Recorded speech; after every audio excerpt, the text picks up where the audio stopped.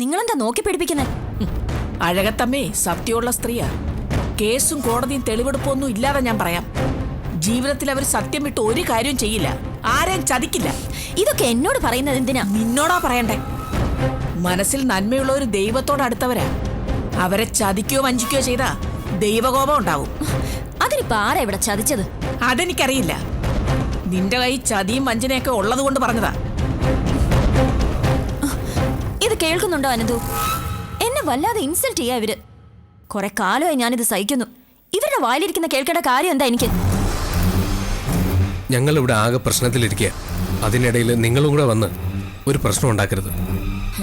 ഞാനൊരു പ്രശ്നം ഉണ്ടാക്കുന്നില്ല. പക്ഷെ മോനൊരു കാര്യം ഓർക്കണം. നിന്നെ പെറ്റുവളർത്തിയ അമ്മയാ അഴിയെണ്ണി കിടക്കുന്നത്. ആ നെഞ്ചിലെ വാത്സല്യ നിന്നെ ഇവിടെ വരെ എത്തിച്ചത്. ആ അമ്മയെ പോലീസ് കൊണ്ടുപോയി ജയിലിലടച്ചത് ഒരു പ്രശ്നം മാത്രമല്ല മോനെ, വേദനയാവണം.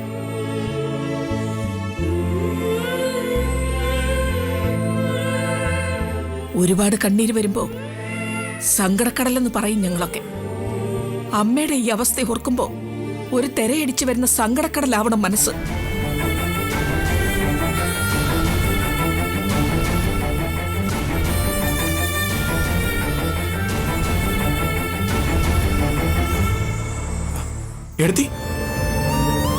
എവിടെ പോവാ? ഞാൻ പോവാ അനന്തേ. കുറച്ചു ദിവസം ഞാൻ വീട്ടിൽ പോയി നിൽക്കട്ടെ. അമ്മ ഇല്ലാണ്ട് എനിക്കിവിടെ പറ്റില്ല. അല്ല, വല്യേട്ടനോട് പറഞ്ഞോ? പറഞ്ഞു.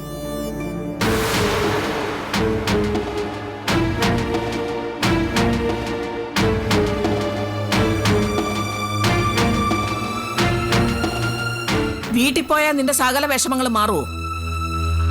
ചോദിച്ചത് കേട്ടില്ലേടി? കേട്ടു. അതെ, നിങ്ങളോട് മറുപടി പറയേണ്ട കാര്യമൊന്നും എന്റെ മോൾക്കില്ല. ഓ, അത്രയ്ക്കായോ? ഇങ്ങോട്ട് വാടി, നടക്കടി അങ്ങോട്ട്. ഏയ്, നിങ്ങൾ എന്തേ കാണിക്കുന്നേ? മാറി, ഞാൻ അവളെ കൊണ്ടുപോകാനാ വന്നത്. കേരടി അങ്ങോട്ട്. അവരെന്തൊക്കെയായി കാണിക്കുന്നത്? അവര് സഞ്ചരിക്കുന്നതേ ഒരു നേർരേഖയില. വളവുമില്ല, തിരിവുമില്ല. ആ വഴിക്കൊരു പേരുണ്ട്, സ്നേഹം.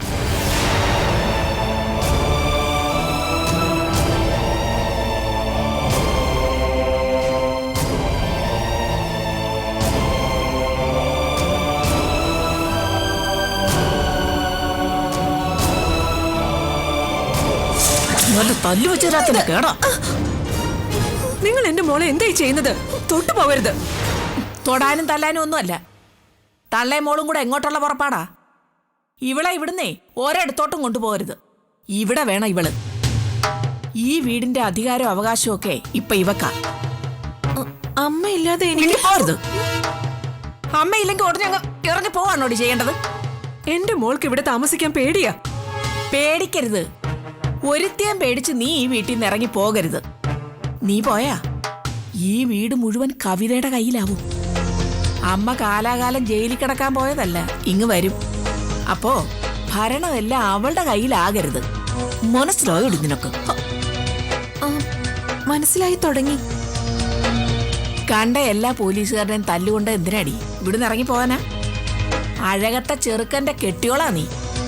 അങ്ങനെ പേടിച്ചോടി പോകരുത്. പോയാ പോലീസ് തല്ലിയതിനേക്കാൾ വലിയ തല്ലുത് ഞാൻ തരും നിനക്ക്. ആ,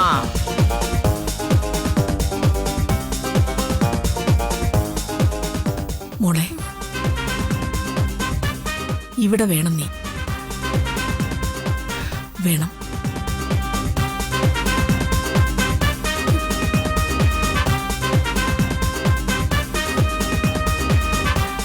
മമ്മി, അവര് പറഞ്ഞത് നേരാ മോളെ. നേരാ മമ്മി. ഇവിടെ വേണം ഞാൻ.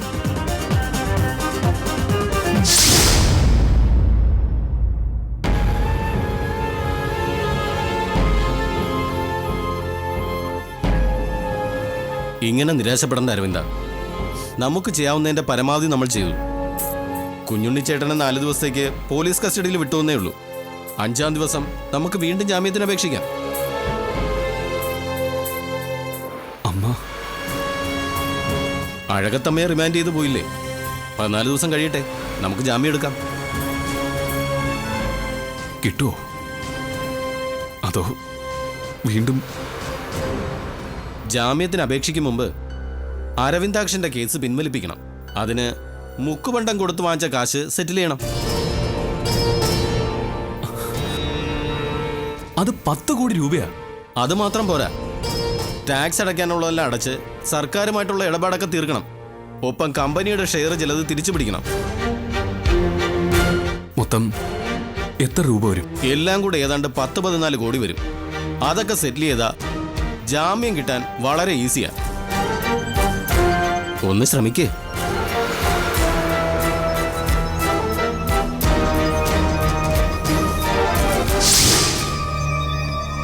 മാഡം. യെസ്.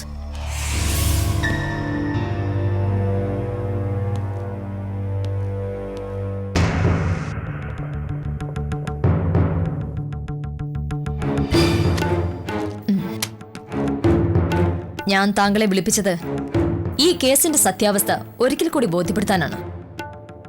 കള്ളം പറയാതിരിക്കുവോ? താങ്കളെ ചോദ്യം ചെയ്തിട്ട് സർക്കിൾ ഓഫീസിൽ നിന്ന് വന്ന റിപ്പോർട്ട് മുഴുവനും താങ്കൾക്ക് എതിരാണ്. ഈ കള്ളനോട്ടുകളെല്ലാം തന്നെ താങ്കൾ അഴകത്തെ അറപ്പുരയിൽ സൂക്ഷിച്ചതാണെന്നും താങ്കളുടെ സഹോദരി സുമംഗലാദേവിക്ക് അതിനെക്കുറിച്ച് ഒരറിവുമില്ല എന്നുമാണ്. ഇതാണോ വാസ്തവം? സുമംഗല നിരപരാധിയാണ്.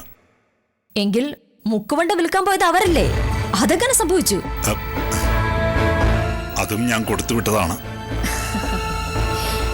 താങ്കൾക്ക് ഇതൊക്കെ എവിടുന്ന് കിട്ടി? മുക്കുവണ്ടമാണെന്ന് അറിയാമായിരുന്നിട്ടും സഹോദരി ഇത്രയ്ക്ക് ഇഷ്ടമുള്ള നിങ്ങൾ അവരുടെ കയ്യിൽ തന്നെ അത് വിൽക്കാൻ കൊടുത്തുവിട്ടത് എന്തിനാണ്?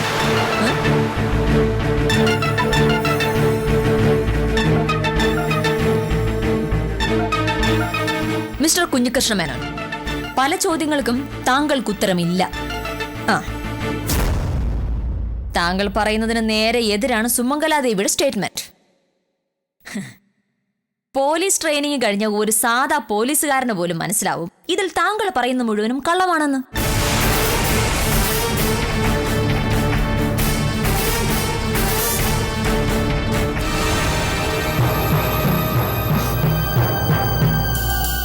അതുകൊണ്ട് സംഭവിക്കാൻ പോകുന്ന ഒരു ദുരന്തം ഞാൻ പറയാം. നിങ്ങൾ രണ്ടുപേരും അകത്തുപോകും, ശിക്ഷിക്കപ്പെടും.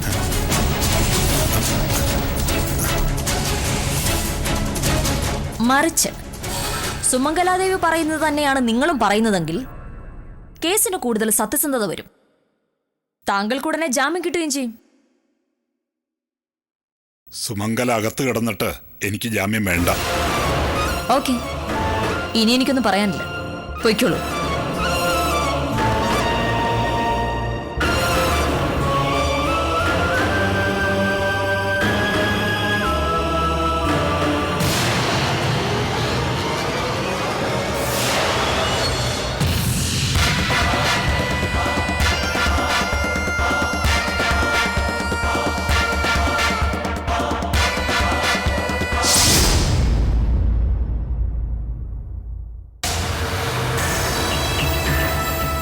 എത്ര എണ്ണത്തിന് റിമാൻഡ് ചെയ്തിട്ടുണ്ട് ചിന്നമ്മേ?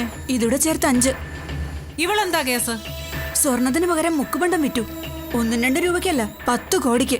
എന്റെ അമ്മോ, നീ കൊള്ളാലോടി. ആരാ നിന്റെ ഏജന്റ്? ഞാൻ മനഃപൂർവ്വം ചെയ്തതല്ല. എന്നെ ആരോ ചതിച്ചതാ. നിങ്ങൾ ഉദ്ദേശിക്കുന്ന പോലത്തെ ഒരാളല്ല ഞാൻ. എല്ലാരും ഇങ്ങനെയൊക്കെ തന്നെ പറയുന്നേ. ഉടുപ്പിലും നടപ്പിലും നിപ്പിലും ഒക്കെ എന്തൊരു ഭംഗി. കയ്യിലിരിപ്പ് കള്ളത്തരം. ആ ചെല്ല്. ഈ കസവും പട്ടും ഒക്കെ കൊടുത്താണോ നീ ജയിലിൽ കയറാൻ പോകുന്നത്? വില കുറഞ്ഞ ചീട്ടിത്തുണിയൊന്നും കൊണ്ടുവന്നിട്ടില്ലേ? നാളെ മക്കൾ ആരെങ്കിലും കൊണ്ടുവരും. ഇന്നൊരു ദിവസത്തേക്ക് ഇത് ഉടുത്തോട്ടെ. അതൊന്നും ശരിയാവില്ല. ഒരു കളർ സാരി ഉടുത്തോണ്ട് നിങ്ങൾക്ക് എന്താ? അല്ല, ജയിലിലെ ഒരു ചട്ടം വെച്ച് നിങ്ങൾ ആരും എന്നെ ചട്ടം പഠിപ്പിക്കണ്ട. ജയിൽ വാർഡൻ ഞാനാ. ഞാൻ തീരുമാനിക്കും. സുമംഗല വരൂ. വലിയ വീട്ടിലെ ആൾക്കാരെ കാണുമ്പോഴേ വാർഡന് വലിയ കാര്യമാ. തലയിലെടുത്ത് വെച്ച് നടക്കട്ടെ. ഞാൻ വിളിച്ചു വരുത്തിയത് ബുദ്ധിമുട്ടായോ ആനന്ദിന്? ബുദ്ധിമുട്ടായെങ്കിൽ ഞാൻ തുറന്നു പറയില്ലേ അബി? എന്തെങ്കിലും കാര്യമില്ലാതെ അബി വിളിക്കില്ലെന്ന് എനിക്കറിയാം. പ്രത്യേകിച്ച് കാര്യങ്ങളൊന്നും ഇല്ല ആനന്ദ്. അഴകത്ത് എന്താ സംഭവിച്ചത്? അതറിയാൻ ഒരു ടെൻഷനുണ്ട് എനിക്ക്. ആരും പ്രതീക്ഷിക്കാത്ത എന്തൊക്കെയോ സംഭവിച്ചു അബി. ഈ പണം വരാനൊരു ഒഴുക്കുണ്ടെന്ന് പറയില്ലേ, അതുപോലെ എല്ലാം പോവാനും ഒരു കുത്തൊഴുക്ക്. ഇപ്പോ കോടികൾ വേണം കമ്പനികളെല്ലാം തിരിച്ചുപിടിക്കാൻ. എനിക്ക് സഹായിക്കാൻ കഴിയുന്നത് ഞാൻ സഹായിക്കട്ടെ ആനന്ദ്. അത് ചോദിക്കാൻ കൂടി വിളിച്ചതാ ഞാൻ.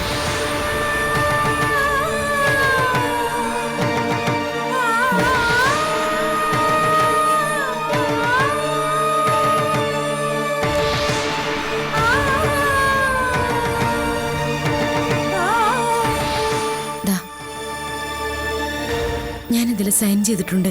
ബാങ്കിൽ ഏതാണ്ട് 25 ലക്ഷം രൂപയോളം ഉണ്ട്. അമ്മ ഇറക്കിക്കൊണ്ടുവരാൻ ഇത് മതിയാവില്ല എന്ന് എനിക്കറിയാം. പക്ഷേ ഇതും കൂടി ആയാൽ നന്നായില്ലേ? ഇത് വേണോ അബി? ഈ പണമല്ല, ഈ ആത്മാർത്ഥത വേണം എനിക്ക്. എൻ്റെ അമ്മയ്ക്ക് വേണം. എന്റെ കയ്യിൽ നിന്ന് പണം വാങ്ങിക്കാൻ ഒരു മടിയും വേണ്ട ആനന്ദിന്. എന്തെങ്കിലും ബുദ്ധിമുട്ടുണ്ടെങ്കിൽ പിന്നീട് തിരിച്ചു തന്നോളൂ. ഒരു ബുദ്ധിമുട്ടുണ്ടായിട്ടല്ല. ആവശ്യം വന്നാൽ ചോദിക്കാൻ ഒരാൾ കൂടെ ആയല്ലോ എന്നുള്ള സന്തോഷത്തിലാണ് ഞാൻ. ആവശ്യം വന്നാൽ ഞാൻ വാങ്ങിച്ചോളാം അബി. ഇപ്പോൾ 10-15 കോടി രൂപയാണ് വേണ്ടത്. അതുണ്ടാക്കാനുള്ള ഓട്ടത്തിനിടയിൽ എൻ്റെ മനസ്സിലുണ്ടാവും സഹായിക്കാൻ മടി കാണിക്കാത്ത നിന്റെ ഈ മനസ്സ്.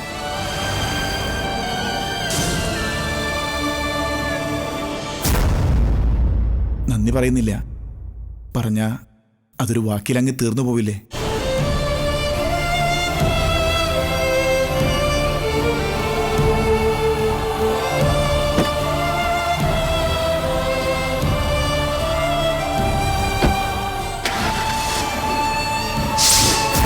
നിലവിൽ അഴകത്ത് ഗ്രൂപ്പിന് ഏകദേശം 15 കോടിയോളം രൂപയുടെ ബാധ്യതയുണ്ട്. അതിനൊരു സോഴ്സ് കാണാതെ ഒരിക്കലും രക്ഷപ്പെടില്ല. അവർക്ക് പണം ഉണ്ടാക്കാൻ പല വഴികളുണ്ട്. സഹായിക്കാനും കാണും പലരും. ഇപ്പോ ഇത്രയും പണം കൊടുത്ത് ആരും സഹായിക്കില്ല. മുങ്ങാൻ പോകുന്ന കപ്പലിലേക്ക് ആരെങ്കിലും ഏണി വെച്ച് കയറൂ. ഉദിച്ചു നിൽക്കുമ്പോഴേ ബിസിനസ്സുകാരന് ബലമുള്ളൂ. ഇപ്പോ കിട്ടാനുള്ള തുകകൾ തിരിച്ചു വാങ്ങിക്കാനായിരിക്കും എല്ലാവരും ശ്രമിക്കുക. സ്ഥാപനങ്ങൾ ഏതെങ്കിലും വിറ്റൂടെ? നടക്കില്ല. കേസിൽ കിടക്കുന്നിടത്തോളം കാലം കമ്പനികൾ വിൽക്കാൻ കോടതി സമ്മതിക്കില്ല. പിന്നെയുള്ളത് ലാൻഡാണ്. അറ്റാച്ച് ചെയ്തില്ലെങ്കിൽ അത് വിൽക്കാം. ലാൻഡ് എന്ന് പറയുമ്പോ അഴകത്തെ വസ്തുവകകൾ അല്ലേ? അതെ. നിവർത്തിയില്ലെങ്കിൽ അങ്ങനെ ചെയ്യാനേ സാധ്യതയുള്ളൂ. നോക്കാം. എന്തെങ്കിലും ചെയ്യാതിരിക്കില്ലല്ലോ. മക്കള് 3 അമ്മാവനും കൂടി നെട്ടോട്ട ഓടും കാശിന്. പണം കിട്ടരുത്. ഒരു തരത്തിലും പണം ഉണ്ടാക്കാൻ കഴിയരുത്. ബാധ്യത തീർക്കാതിരുന്ന ജാമ്യം കിട്ടില്ല. ഒരു 6-7 കൊല്ലത്തേക്ക് ശിക്ഷിച്ച രക്ഷപ്പെട്ടു ഞാൻ. ഞാനല്ല, നമ്മള്.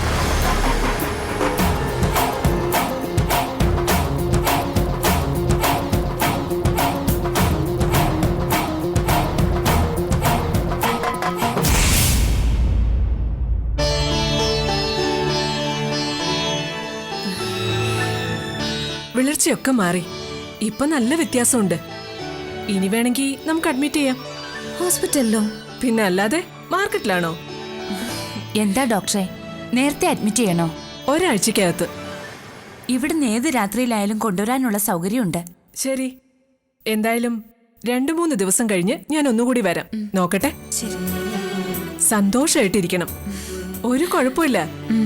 എന്നാ ഞാൻ പോയിട്ട് വരട്ടെ. ശരി.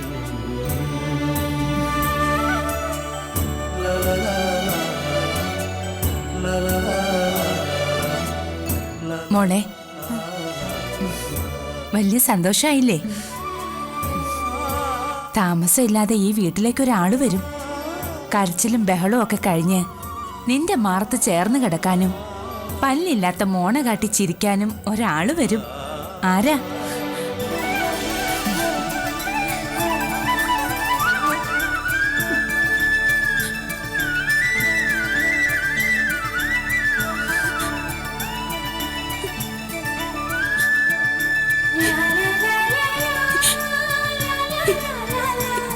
എന്റെ കുഞ്ഞ്.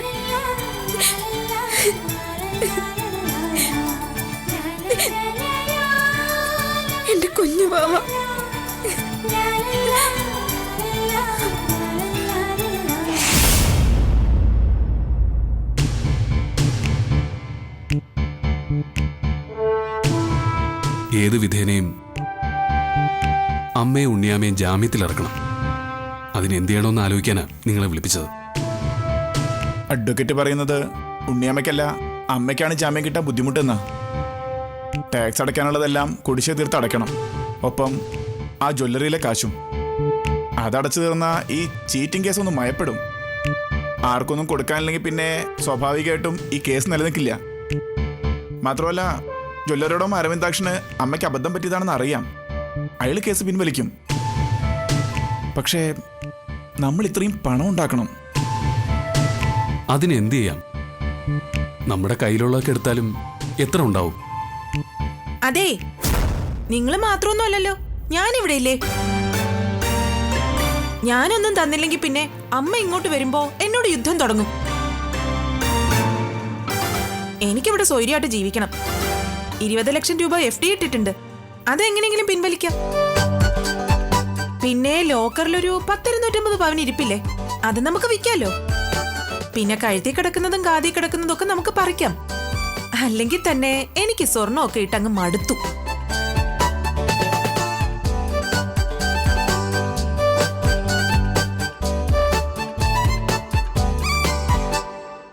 വല്യേട്ടാ, ഞാനും കവിതയുടെ ആഭരണങ്ങൾ തരാം, കയ്യിലുള്ള പണവും. തൽക്കാലം ഇതൊരു സേഫ് സൈഡിൽ വെക്കാം. ഒരു 25 ലക്ഷം രൂപ വരെ എന്നെ കൊണ്ട് നടക്കും. നോക്കട്ടെ കുറച്ചുകൂടെ ഉണ്ടാക്കാൻ പറ്റുമെന്ന്. അതെ, അഭിരാമിയെ നീ ഉപേക്ഷിച്ചതുകൊണ്ടല്ലേ, അല്ലെങ്കിൽ അവളുടെ 250 പവൻ കൂടി കിട്ടിയേനെ. അവളുടെ കല്യാണം കഴിഞ്ഞു പോയി. അല്ലെങ്കിൽ ചെന്ന് വിളിച്ചോണ്ട് വരായിരുന്നു അല്ലേ? അല്ലേ? കാശിന് വേണ്ടിയോ? പിന്നല്ലാതെ ആവശ്യം നടക്കണ്ടേ? എന്ത് ചെയ്യാൻ പറ്റും?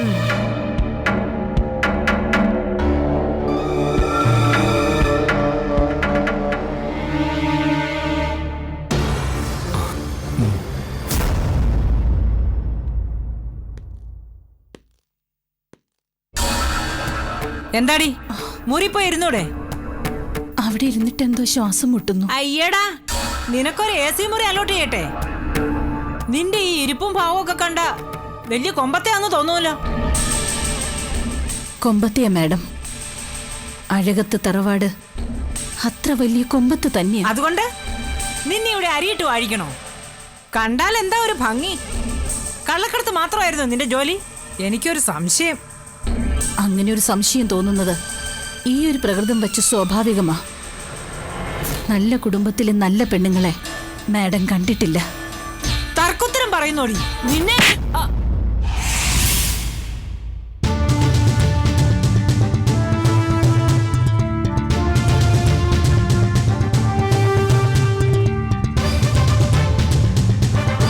വേണ്ട സാറേ, റിമാൻഡിൽ വന്ന പ്രതിയല്ലേ, വിട്ടുകളാ. കൈവിടടി. വിട്ടു.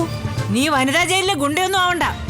ഒരുക്കത്തിൽ കിട്ടുന്ന ദിവസം ഞാൻ നിന്റെ കൂമ്പിടിച്ചു കാട്ടും. അതിന്റെ പിറ്റേ ദിവസം സാറിന്റെ വീട്ടിലെ പെരയ്ക്കകത്തിട്ട് വെട്ടും. സാറിന്റെ കുടുംബത്തെ എന്റെ ആൾക്കാര്. അയ്യോ, കാണാൻ കൊള്ളാവുന്നവരെ കാണുമ്പോ സാറിനുള്ള ഈ കുശുമ്പുണ്ടല്ലോ, അതങ്ങ് നിർത്തിയേക്ക്. ഇവിടെ പിന്നെ എന്താ കാഞ്ചീപുരത്ത് ഫാഷൻ ഷോയ്ക്ക് കൊണ്ടുവന്നാണോ? കഴിഞ്ഞ 6 മാസം മുമ്പ് ഇവിടെ എന്തായിരുന്നു മേളം? റിമാൻഡ് ചെയ്തുകൊണ്ടുവന്ന പഠിച്ച കള്ളിയെ സാരി മാറി മാറി ഉടുപ്പിക്കാൻ മത്സരിക്കുകയായിരുന്നല്ലോ ഇവിടെ എല്ലാവരും. കോടതിയിലേക്കും തെളിവെടുപ്പിനും കൊണ്ടുപോകുമ്പോ കൂടെ ചേർന്നിരിക്കാൻ മത്സരമായിരുന്നില്ലേ? അന്ന് TV-കാരുടെ മുന്നില് ഫാഷൻ ഷോ കാണിച്ചപ്പോ എവിടെ പോയിരുന്നു സാറിന്റെ രോഷം? കാശ് കാണുമ്പോ കാല് നക്കരുത് സാറേ. പോ.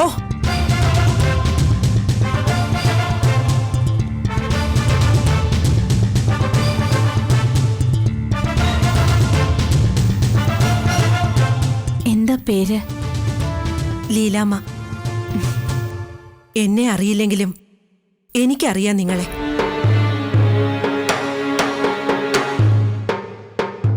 അഴകത്ത് മാധവമേനോന്റെ ഭാര്യ സുമംഗലാദേവിയെ ശരിക്കറിയാം എനിക്ക്.